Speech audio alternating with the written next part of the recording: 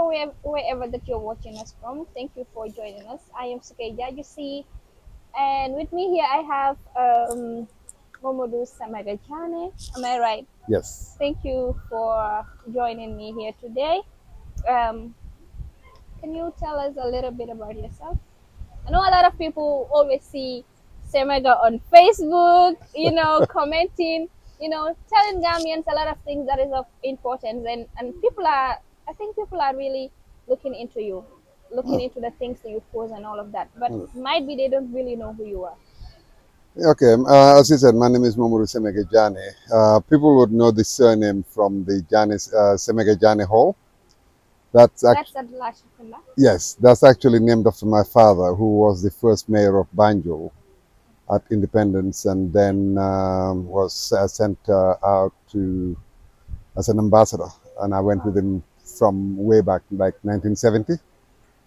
I Okay. decided to come back home 2000 to try and do my bit to help the country and see what we can do.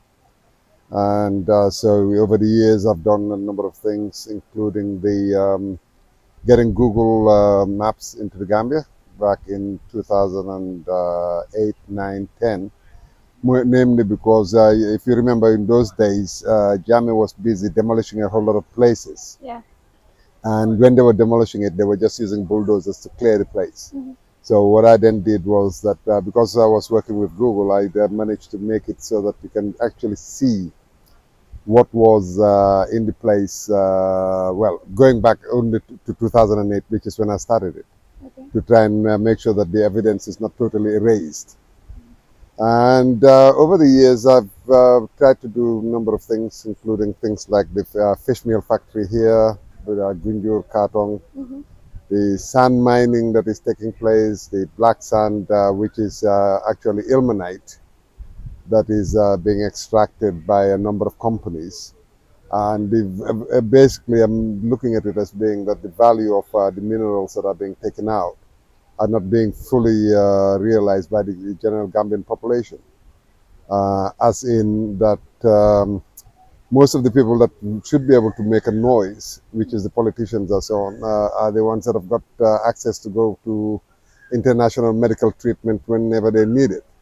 I must confess, I am one of those, but that's using my own funds, not the state's funds. Okay. And I think it's only fair that, as the saying goes, if much is given to you, much is expected from you. And that is one of the main reasons why I do try and get involved with things whenever possible to do with either the village or in greater areas around the country. Tell us more about this sand mining. I mean, I think Gambians don't really know the impact that it's gonna have maybe in generations to come. Yeah, well, there's two types of sand mining that is taking place. One of them is just the normal building sand Okay. that you see being dropped off by the trucks left, right, and center. Yeah. But in the middle of all that, you've got the black sand mines, which is actually ilmenite and Okay. zirconium. They are actually minerals that are used in the titanium and other heavy metal or precious metal processing. Mhm. The value of that metal is far, far greater than people are being led to believe.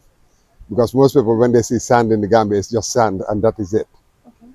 In the old days, what you would find in most of the beaches around was that you actually had stripes on the sand, white, black, white, black, white, black, and what they do after is this black sand element of it, Mhm. and that is being shipped out in containers and containers and containers. Okay. Now, I would say that being rather conservative, because I think it's actually worth more than that. I would say being conservative, you're looking at somewhere in the region of about $45,000 to $50,000 per container. Wow, that's huge. That's huge. It's the same as when they were taking out the, well, even now they're taking out the lumber. I think the lumber, they are maybe the trees, they are getting maybe about $9,000 for a full container. Wow. That is cheap in comparison to what the companies will make from the wood once it gets over there. Because you will, when you look at one wardrobe, you will spend about $1,000 for a wardrobe or a For just cabinet. one? Yeah, for just one, and that's where they just slice it, and they just use a small section of it to laminate the wood. Wow. So what then happens is that where you have the issue is that, as you have noticed, that the temperature is going higher and higher and higher, where to the point where Banjul is, well, sorry, not Banjul, Sanyang. Yesterday was 41 degrees Celsius. Yeah, I think I saw you posted that Right, on Facebook. that's it. And Basse, which most people think to tend to think that it's very, very hot and it's too hot, Yeah. it's only 42.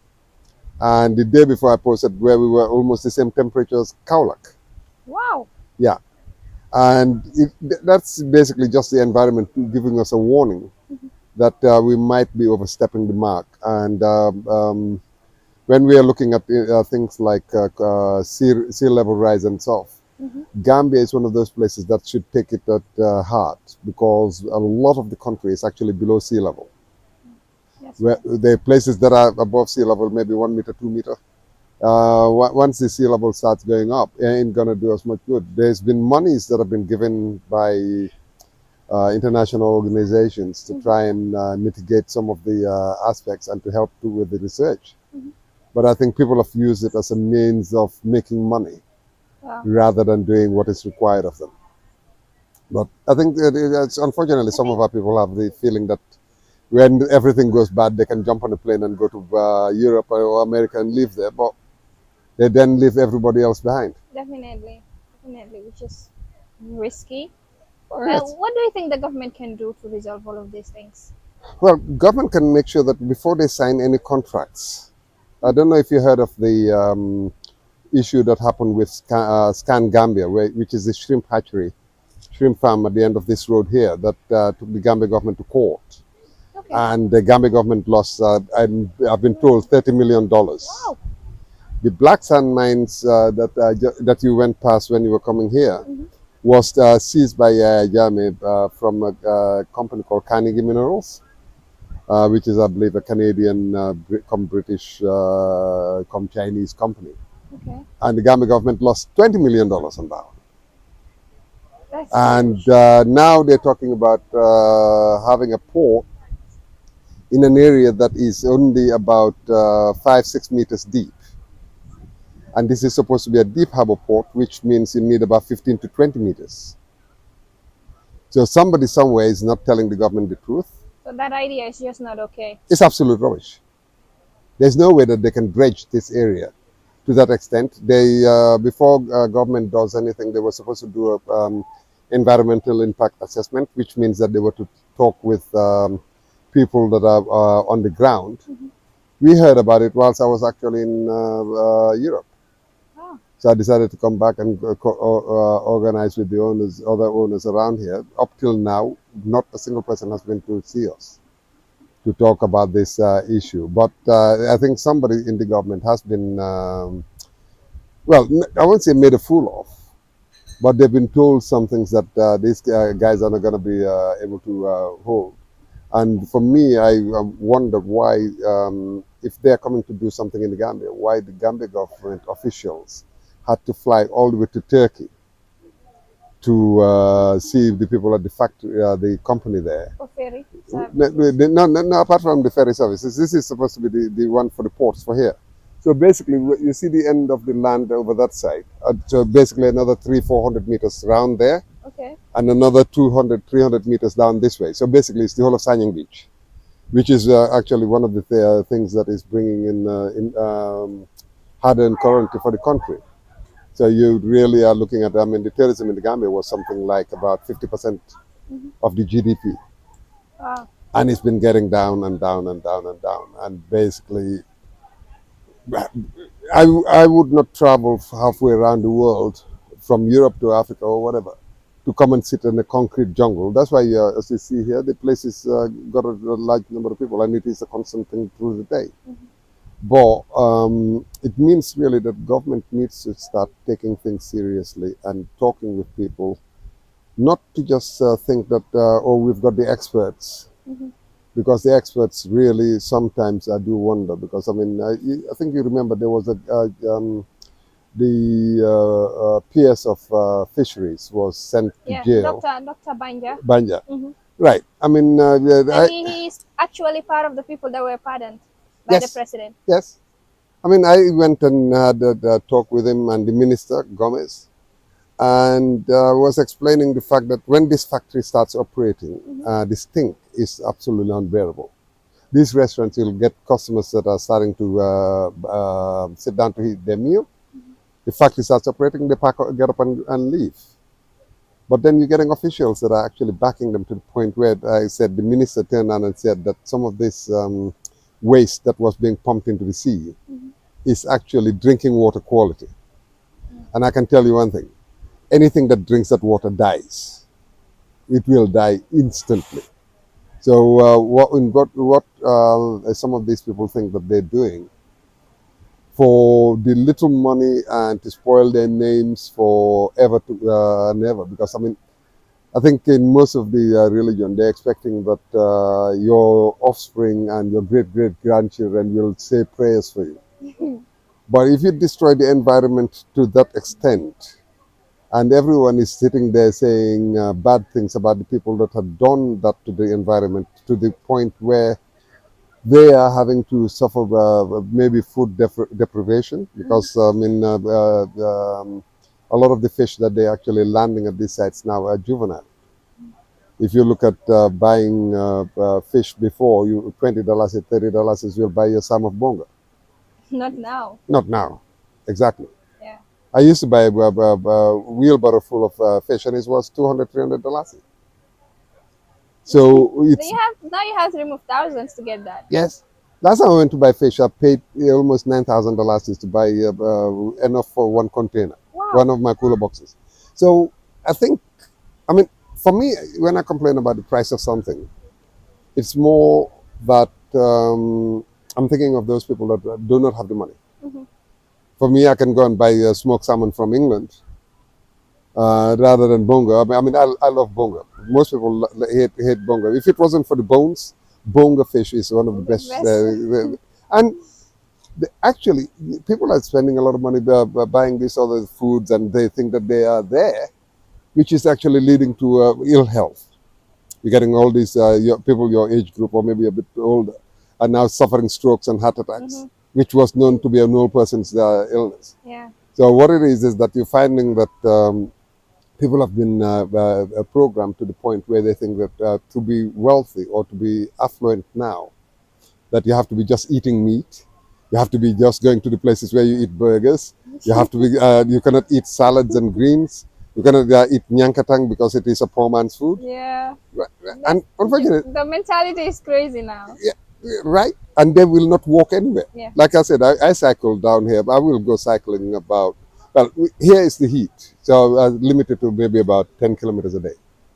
Normally, I will cycle about 30 plus a day, and I will walk maybe about 25 kilometers.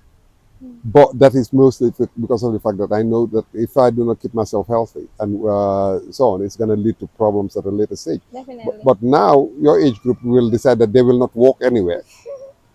If they see a friend of theirs walking down the road, they will turn around and say, "What happened? Did your car break down? Can I give you a lift?"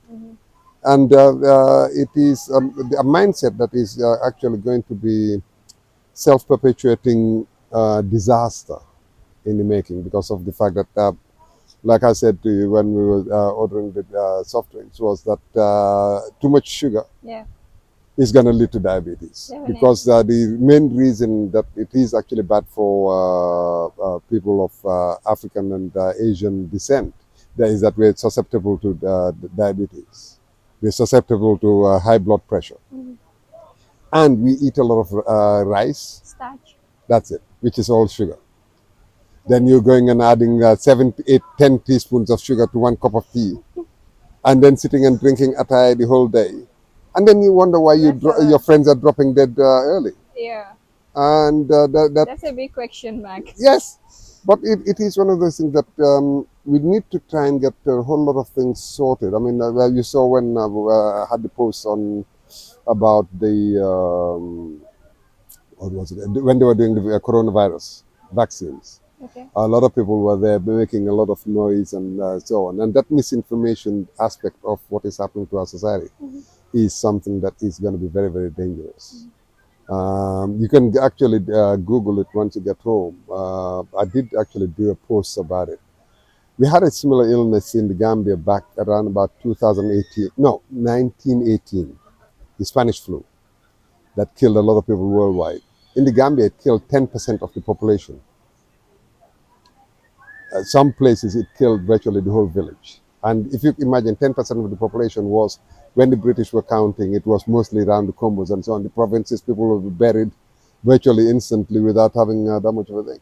But then you're looking at when this virus came up, I people think were when making it fun of came, it. it affected Banjul Yes, a lot. yeah. Yeah. Now, which one do you mean? The Spanish flu?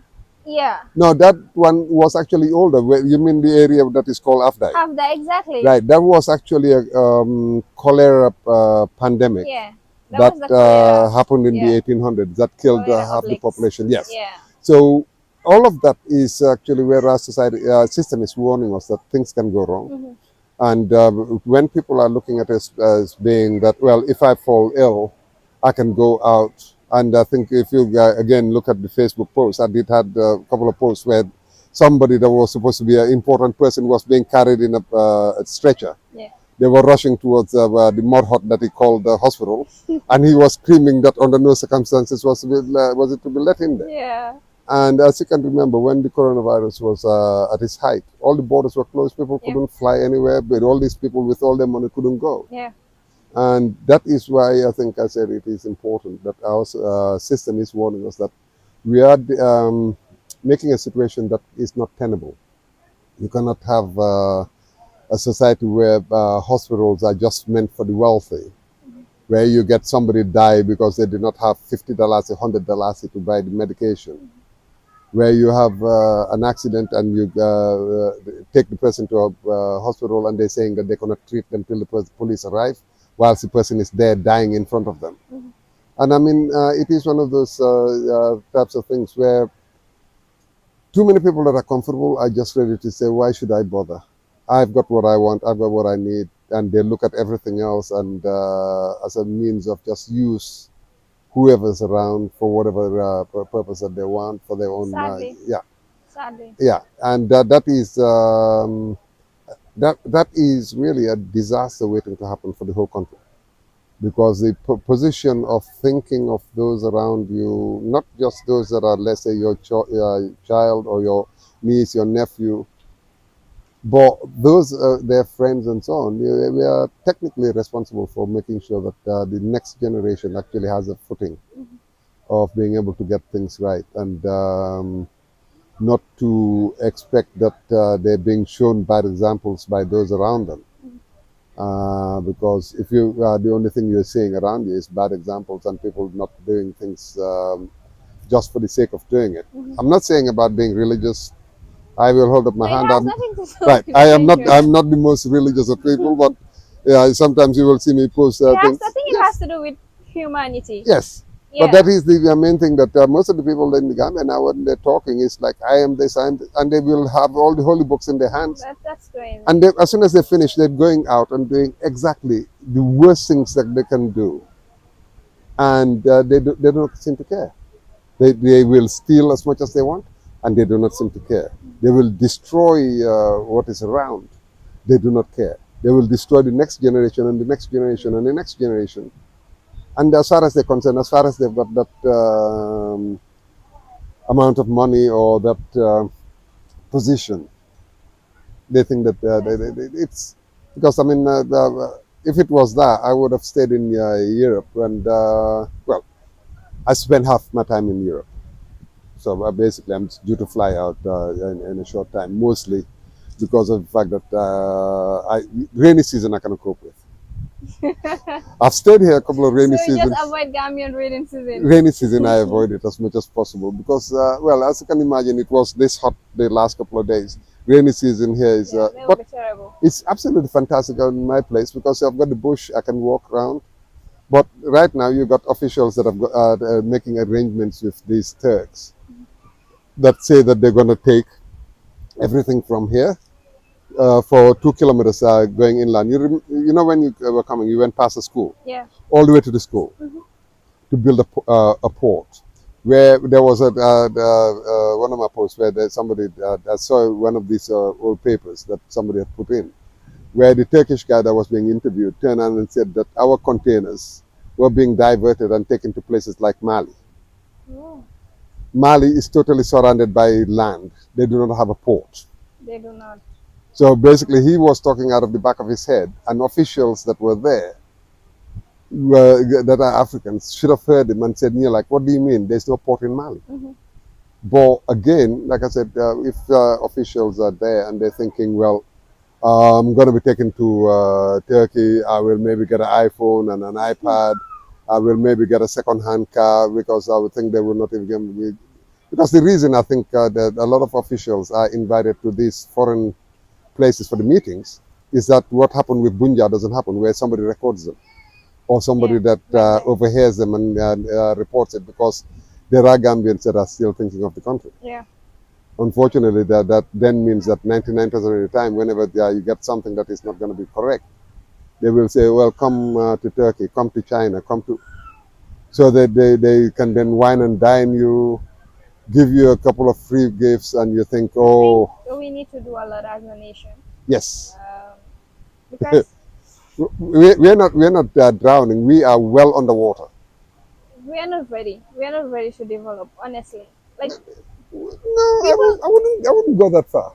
I think we shouldn't knock ourselves that much. What we've got but is a lot of the saboteurs. people, like the people at the top that are supposed to defend the country are not. It's like they're Greed. more into themselves than the Yeah, nation. it's greed. And basically, what they're saying is that their friends are doing things, and they're getting a good car, they're getting a good house, and they think, and their relatives and friends will turn around and say, "What is wrong with you? Your friend has gotten this far. You were all in the That's the same class." Gambian mentality. No, no, please do not insult the Gambians. Not that's some people's mentality, Okay, some because people. most of the people were brought up in households that were really really good, and we looked after each other. Yeah, that's right. And basically, I mean, one of the things that I've noticed when I came back home was that as soon as the television started, the Gambia started to go really backwards, really fast.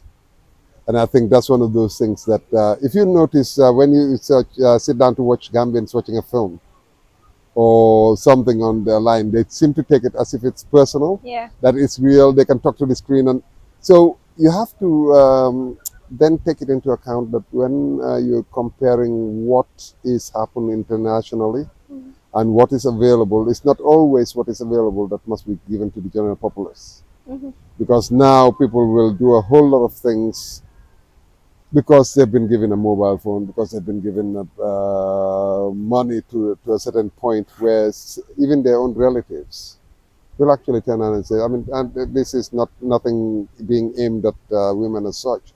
Will turn around to some of these young women and say, well, what is wrong with you? Your age mate is doing this, your age mate came with this, your age mate. And then you're thinking, what in God's name are they teaching those kids? Where do they expect that situation to go? And it is something which it scares me to hell, because with some of the corruption and some of the bad things that are happening, I know you were too young to remember 81, 81. 1981, Uh, Kukoi and Co. Right, but basically what had happened was that there was a lot of shootings, and people shooting at each other, people shooting at people that they thought that were responsible for their poverty. It wasn't the people that they were shooting at that were responsible for their poverty, it's their own families. Because if you look at a lot of these places in the provinces, in the villages, the bulk of the time, what would happen is that they will take the kids out of school to come and help with the farm, to come and help with the chores at the house. When they have to pay for the school fees, they will decide that they will not actually go through that inconvenience.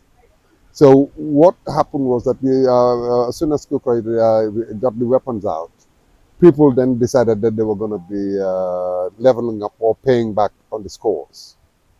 And what does scare me is with the amount of blatant corruption that is being seen, and where people are just coming in and taking properties that belong to some of the villages and to other societies. Yeah, you've got people that are being deported and what is supposed to be used to help them settle in is squandered.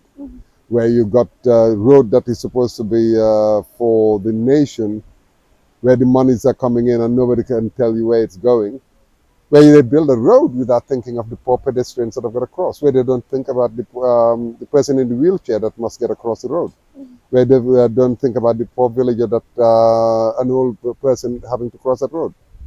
I'm fit. I will virtually have to run across that highway most of the time when I've got to cross it. So what does that do to those people that cannot cross? They are now left prisoners on one side. What happens when there's major rains, because we haven't had that much rains of late. But if you look at that road, the way it's built, it's basically going to form a lake. Because that road goes between the houses, and most of the route that the water would have taken to go out to the sea is being blocked. I'm sure you would have seen Senegambia at some rainy seasons where the whole area got flooded, Yeah. including into the hotels and so on. So That was bad. when you then go and build this great big highway, which is not going to be soaking in the water, and it's going to be channeling it downwards towards the same area, and then you go and where they had all those green areas, it's now all been turned into a concrete jungle. Like I said, the tourists that will come here, okay, even from Spain, the sun here is just as hot as the sun in Spain. Las Palmas is just down the road. Okay. Why do you think they're going to Senegal instead of Gambia now? Gambia has had the advantage over Senegal, over Sierra Leone, over Ghana. People were coming in from Sierra Leone, Ghana to look at the tourism here. So people in Senegal were coming here to do some of their training. And one of the things that they tried to do, which was virtually instant, was that at most of the major hotels, you will find most of the staff can speak English. Because they know that if they want to get tourists that are not just from France and Belgium, that they have to learn how to get the tourism in. Yeah. And that's why some of the times you will see at the airport, people that are coming to pick up passengers that are meant to go to some of these Senegalese places, either in Casamance or back up north again when the ferry was running properly towards the Karang and stuff, because they've got the safari park, etc. over there. So you're then finding that we are going backwards as far as the tourism is concerned. Like I said, if tourists are coming to the beach in most of these places, which is why when the TDA and the government was getting the loans, this type of place was meant to be like this, where people will come, do the excursions, and go back again. And for a lot of time, that was the main idea behind the presence of this place. I have attended meetings to do with tourism, to do with investors. People are just looking at the Gambia and saying, why? Well, especially when they hear of Gambians that have made their investments, or foreigners that have got their investments. For instance, what they're now saying about taking people's properties away to build a port, which for me sounds like a hoax. That is more like that these people want to do it for mining. And what then happens with prospective investors out? When we had, this would have been about 2013, 14, I went and saw the head of state at the time to say that I had investors that are looking to invest in the ferries. And they were going to bring in the ship to go along the coast from Morocco all the way to Cote d'Ivoire, carrying goods, and all the ship going all the way to Basse, Okay. carrying goods, because of the fact that the loads that are having to use the road was just too much. Yeah. And also that they were going to run the ferry, because what I did was I actually went with this guy to Dakar. We did our business there till we finished, and I knew that we will not make it across the ferry. So I told him, look, not a problem, let's just go. And we were at the ferry, and we had to sit there and watch people were jumping the queue. And when he turned on and said, where is a hotel to stay? The Barra Hotel was not somewhere I would recommend for him to go and stay. Well, I don't know if you know the ill repute of the place, but it is not. I know the place Right. very well. Okay. So basically, it is one of those things that we then had to sit in a mosquito-infested car for the whole night. Wow. And by the time we finished, the guy was ready to invest, and he saw the need for the ferry. Oh. I went and saw these people at ports because the state house told me that I've got to go and see them and show them my proposals. I went, showed them my proposals, and then they turned on and before we even finished the meeting, oh, we already had that in mind. The ships to bring the basalt and so on and carry goods from Senegal, because that ship was supposed to carry like 15 truckloads to avoid, to reduce 15 truckloads per crossing on the ferry. Mhm. So they then went and bought, because they had asked me, okay, where, and so on, that the goods are coming. So I said the basalt from Cape Verde. And they went and actually had some ships go to Cape Verde and bring some of this basalt here. This basalt is supposed to be a hard rock. The rock that they brought, you can actually break with your fingers. Oh. They couldn't sell it. I think they've put it into some government building. I hope it's not in your university. They went and used it for building some of these government buildings because nobody Really? would buy it.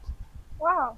Well, if I'm going to buy stone to build my house, I'm going to make sure I use the proper stuff. Yeah, definitely. Right. And Definitely. unfortunately, I mean, like, for instance, what is happening, even this thing with the sand that's being sold from Denton Bridge for building, you know that Yeah, I've had a lot of people complaining about that sun and like dental bridge that it's not really okay it's not. for people to be It's building their houses it's with. mods that are coming from the creeks, and also it has very, very high salt content because of the Mediterranean Sea that comes in along. Because what happens is that our current, the water that comes in, Water current. is basically the Canary currents. So it comes down from Europe, bringing water from the Mediterranean down along the coast. Then it heads out towards America. Okay. And so what is happening is that the water that's coming from the Mediterranean is so salty that the North Atlantic is the saltiest sea. Not if you forget about things like the Dead Sea, is the saltiest ocean in the whole world. Wow. Now they are taking this sand straight out, and then they're using that to build. When you've got iron rods and so on being used for the construction, it's going to start Like eating away. come in the next 10, 15 years, Yeah. you begin to see the effects that's gonna have. Yeah. That's really sad. I think people need to look into that.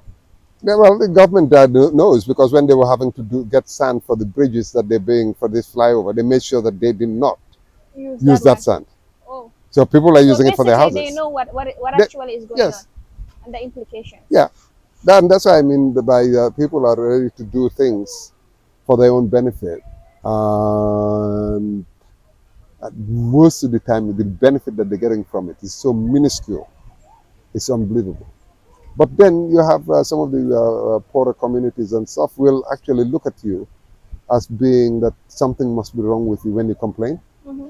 And what I tell people is that when I complain about the hospitals, it's not because of I am going to be admitted to RVH or one of the hospitals around, because I told people that if you ever admit me to RVH, better pray that I die. No. Because if I do not die and I wake up and find that you put me in the hospital, I'm going to get out. I'm going to kill you myself because you were trying to kill me. Because it's, So it's basically a death trap for people. most of the facilities in the Gambia are. Death And traps. yes, sadly, it is. The private ones are relatively okay. But again, what is it, why is it considered okay that I can go into a hospital? Like, for instance, now, there's Brussels Airlines flights going to Europe every time. I can turn up at the air. All I got to do is go to my house, pick up my passport. I don't even have to pick up clothes. Turn up at the airport. Tomorrow morning, I'm in my house in Finland, and I can go and see a doctor. Yeah. So if you see me complaining about the hospitals, if you see me complaining about the facilities that are available to the general population, it's because I feel that I must pay something back to the community. I must do something that can actually make sure that our people are not left in a position where somebody has to make a choice whether or not a child of theirs leaves or whether they're going to get something to eat.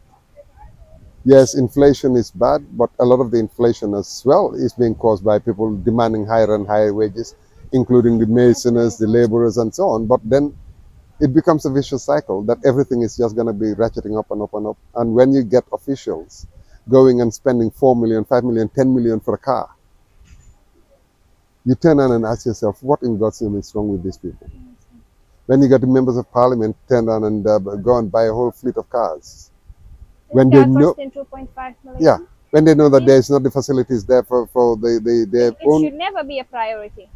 It is one of those things that people have got, like I said, the thing with the films, people have got the child mentality that they think that they play acting on everything that they do. Like, I don't know if you know the limousine for Sering Mansoursi. Yeah. You heard about the song and so on. Yes. Yes. You know that car actually came from here. It came from here. It came from me. Wow. I actually drove it to Tier 1 and gave it to him. Well, we exchanged. I didn't give it to him as such, but I drove it there. So Wow. that car I had actually brought into the Gambia for one main purpose, which was to show people that this nonsense of competing with cars, oh, this one's got this fancy car, this one's got that fancy car. Mhm.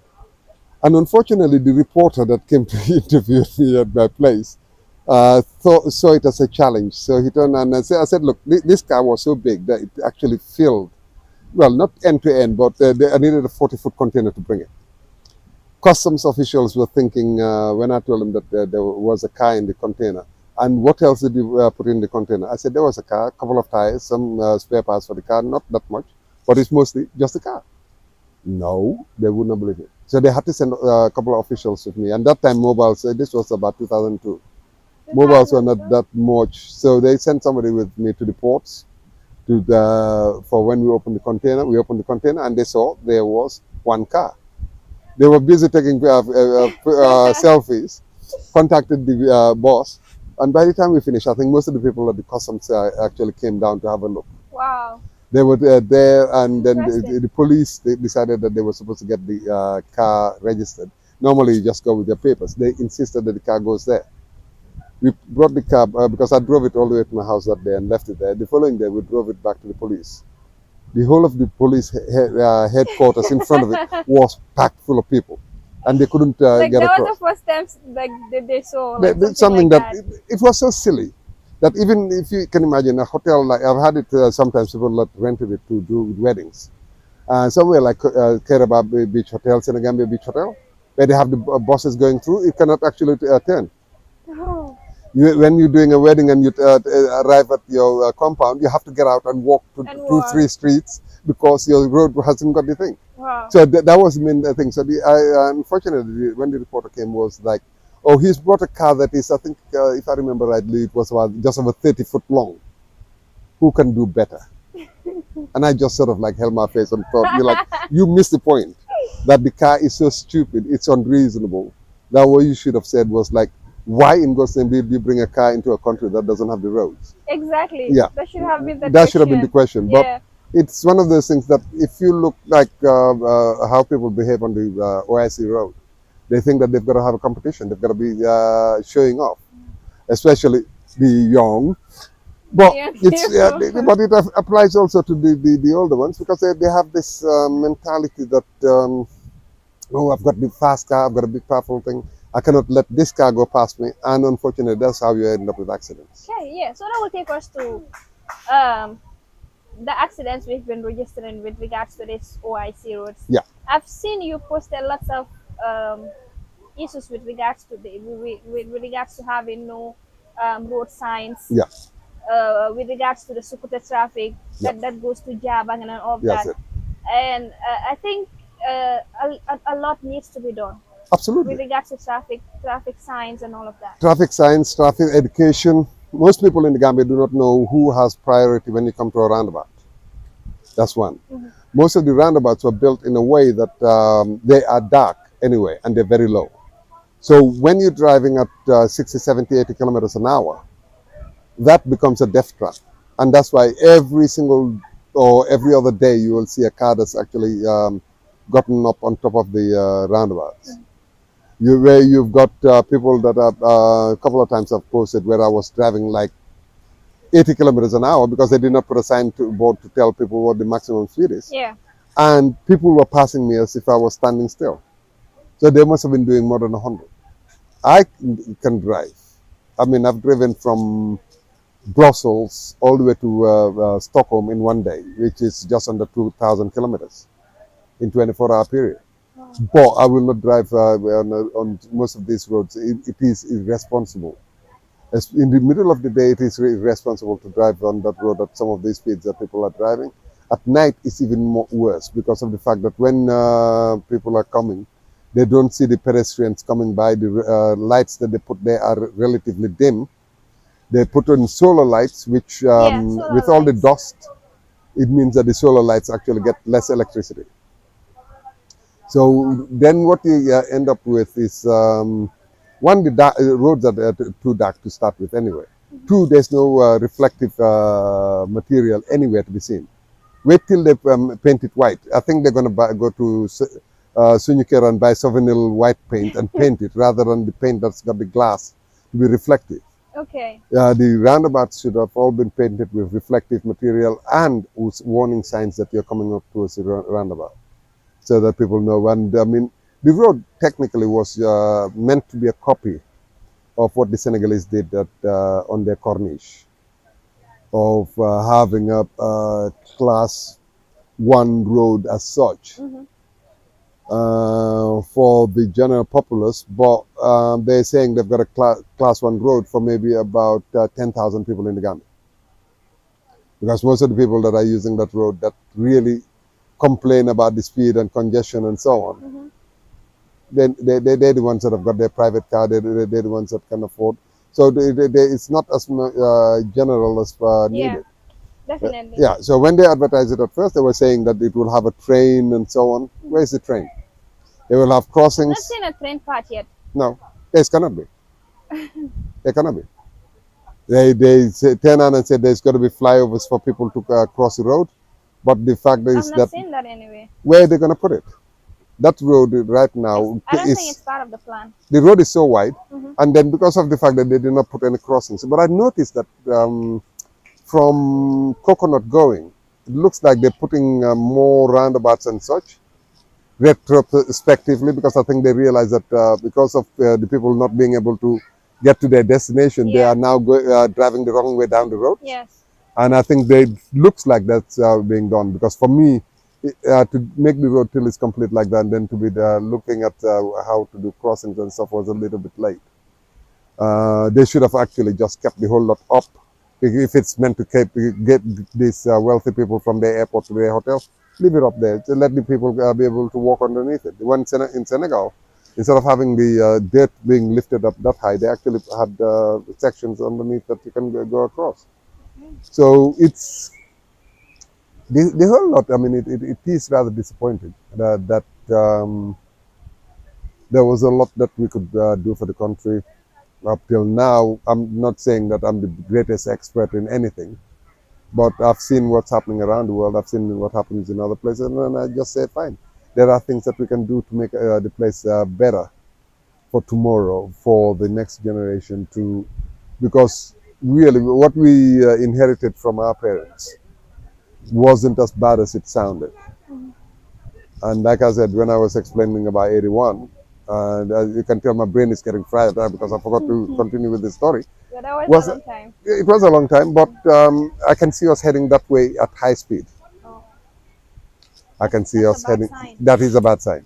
And unfortunately, there's a lot of people that should be able to see that are turning their blind eye, or they think that if they say something, it will be held against them. But there is definitely signs of anger that is not being bottled up anymore. It's the same thing as when you said about the violence and robberies. Robberies leading to murder was unheard of for a very, very, very, very long time. Once in a while, there's something that will happen and it shocks the whole community. This thing's now getting to be a daily occurrence. Yeah. And It's all over social media, yeah, like murder cases and all that. And I've not seen government like doing anything about these things. Like people just complain. It's been posted out there. Media has post, interview people, and then that's the end of it. well, the problem with a lot of these people that are meant to be making the decisions, they have a police guard that stands outside of their compound every single day. Virtually most government high Yeah, officials most of have got a these police guard, ministers. and high officials have all Yeah. got, right. So it then means that why should they worry? Because like they have all the security they Yeah, need, but what about us? What about the youths? yeah. No, but that's one of the reasons why I said that it is the danger that I can see, because I saw the same type of thing in Sierra Leone just before they had that problem. That people, and the same thing with in Kenya just before the riots, and where the communities were attacking each other. People saw it in Rwanda when it was happening, when it was brewing. But again, the wealthy people decided, oh, well, I've got my gate, I can go and close it. I've got my watchman, I've got my private security, I've got a direct number to the chief of police that if I call, a truckload of police will turn up. But when people are having to live in that way, and they can see that you build an estate right underneath their noses and spend a lot of money there, and then you spend a lot of money on security, and they are having to scrimp and save, and they're watching their children die of curable diseases. It does create something that does change the mentality of the general, and as a general population, I fear that part most.